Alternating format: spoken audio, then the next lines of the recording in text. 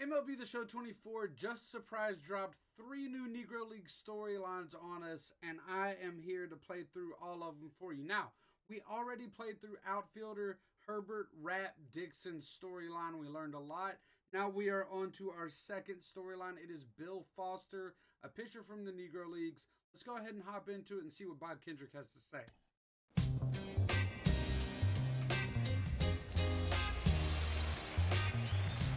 One of the oftentimes overlooked aspects of Negro Leagues baseball is how great and dominant the pitching was in the Negro Leagues. After all, that position really didn't transition into the major leagues because primarily it was seen as a cerebral position. But check this out. The legendary William Bill Foster, a graduate of Alcorn State University, was one of the most dominant left-handed pitchers in baseball history. The brother of the legendary Andrew Rube Foster. Interestingly enough, his brother Rube didn't want him to play baseball. He wanted him to stay away from the game from a professional perspective. And maybe because it was Rube trying to shelter his brother from the hardships of what a segregated America was like. But then when Rube kept hearing about a guy that was pitching so well, and the guy said his last name was Foster, he said, "That's my brother. Ship him on over here." And he joins Rube and the Chicago American Giants, and the rest is history as Willie Foster would embark on, again, one of the most amazing pitching journeys in baseball history. Both brothers are enshrined in the National Baseball Hall of Fame. And it would be interesting to stack both of them together as the most dominant brother pitching combination in baseball history.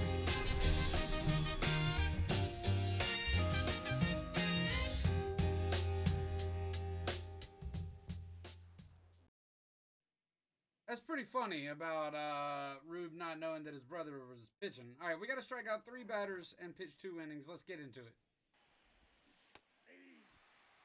All right, strikeout number 1 in the books. Strikeout number 2 in the books. Strikeout number 3 in the books.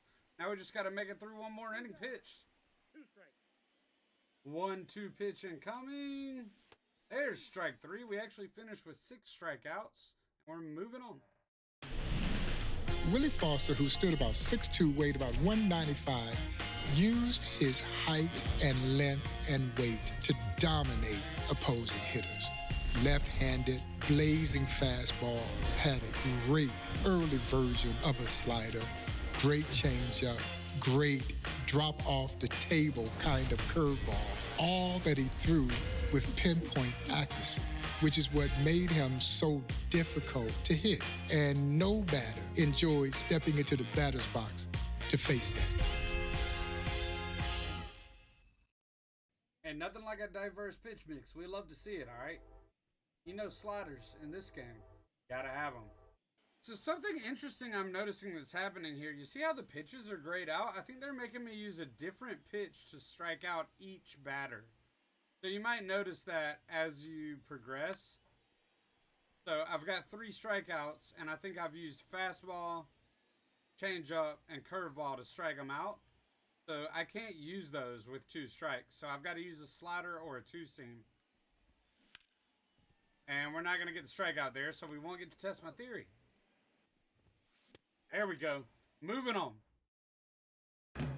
In 1926, Willie Foster won 26 consecutive games against all levels of competition, including major leaguers. And then he follows that up the very next year and goes 32-3 in one of the most amazing pitching performances in baseball history. Willie Foster was masterful, showcased it with some of the greatest teams in baseball history. All right, looks like we just got to pitch us a nice, perfect inning with old Willie Foster.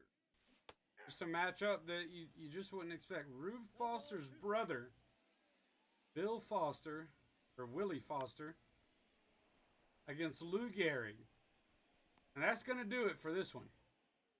Hopping straight back into some gameplay, we got to pitch 2 innings, strike out 2 batters, don't give up any runs. Mm. Strike three there. That gets us out of those 2 innings, and we are moving on after this unhandled server exception.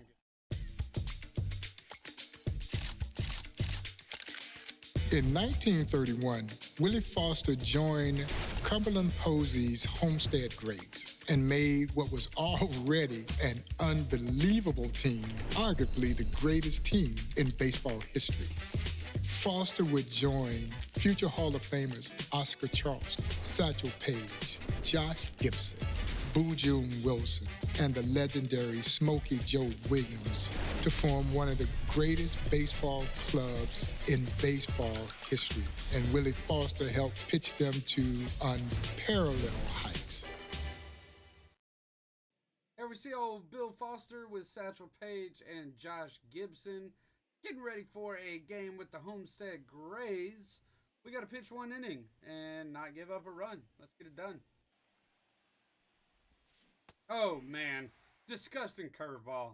And Bill Foster gets out of it. Willie Foster was the starting pitcher in the inaugural East-West All-Star Game in 1933. The East-West All-Star Game, the Negro League showcase event, debuted the same year as Major League Baseball's All-Star Game. And yes, it outdrew Major League Baseball's All-Star Game. Here's Willie Foster pitching a complete 9-inning game in an All-Star Game. Think about that. Most All-Star Game pitchers go about 3 innings.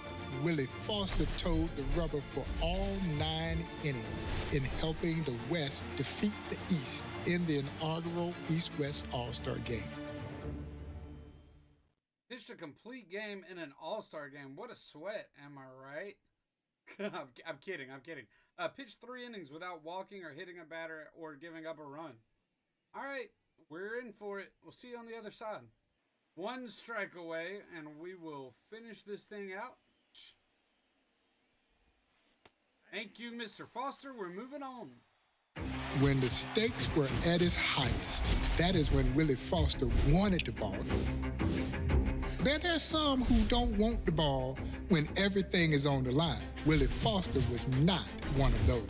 No. The bigger the stage, the brighter he was. In a series against the Kansas City Monarchs, Willie Foster, with the Chicago American Giants, needing 2 victories to pull it out, pitched both ends of a doubleheader. Now, after winning the first game of the doubleheader, the manager basically polled the rest of the players to see who they wanted to pitch. And every one of them pointed to the great Willie Foster. And Foster did not let them down, defeating the Kansas City Monarchs in a remarkable doubleheader where he pitched both ends of that doubleheader.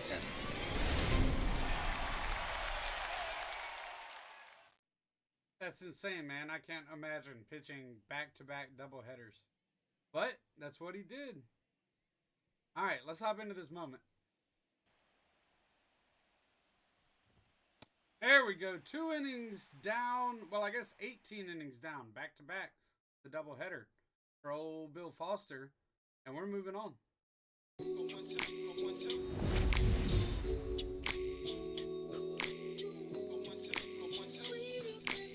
For me, Willie Foster epitomizes the player in the Negro Leagues because many of them were considered to be vagabonds, tramps, illiterate.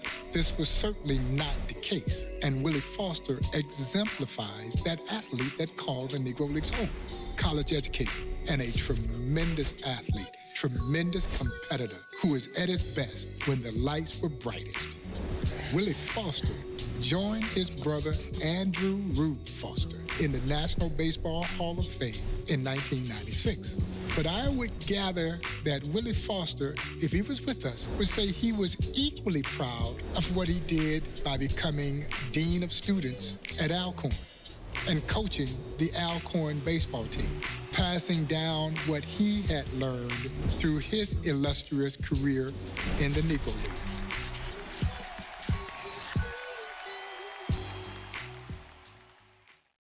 Another masterfully told story by the great Bob Kendrick, and we've got this sweet Bill Foster card, an 85 supercharged up to 99 through the end of season 1.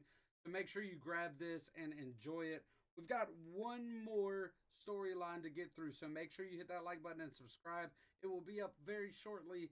As always, I really, really appreciate y'all. See you next time. Peace.